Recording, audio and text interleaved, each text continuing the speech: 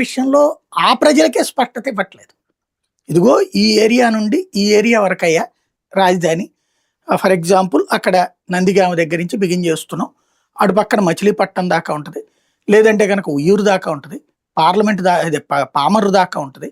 ఇటు పక్కన వచ్చేటప్పటికి గుంటూరు ఔట్‌స్కర్ట్స్ నుంచి అంటే చిలకలూరిపేట యువతల గుంటూరు నుంచి బిగిన్ చేసుకొని, అటు పక్కన నూజివీడు దాకా ఉంటది.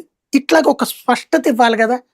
అప్పుడు కదా ఈ టెంపర్‌మెంట్ అనేటటువంటిది ఏంటనేది తెలిసేది. ఇక్కడ దీంట్లో వీళ్ళు భయపడేదేంటంటే, ఇదంతా పెడితే గనక అమరావతి రైతులు అసంతృప్తి ఫీల్ అవుతారేమో అనేది ఒక పాయింట్ ఉంది. రెండవదేంటి, అమరావతికి చట్టబద్ధత కల్పించకపోతే ఇక భవిష్యత్తు ఉండదు అని భయపడుతున్నటువంటి రైతులకు లేదు లేదు మేము చట్టబద్ధత కల్పిస్తున్నామని చెప్పే ప్రయత్నం చేయడంతో పాటుగా కొత్తగా భూ సమీకరణ వీళ్ళు సేకరణ చేయట్లేదు. సేకరణ చేస్తే నష్టమేం లేదు.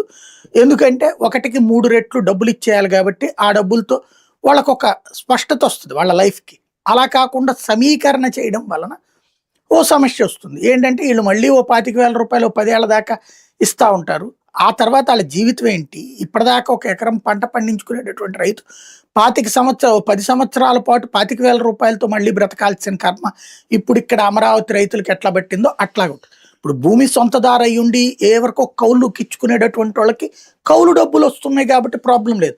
అలా కాకుండా భూమి మీదే ఆధారపడ్డటువంటి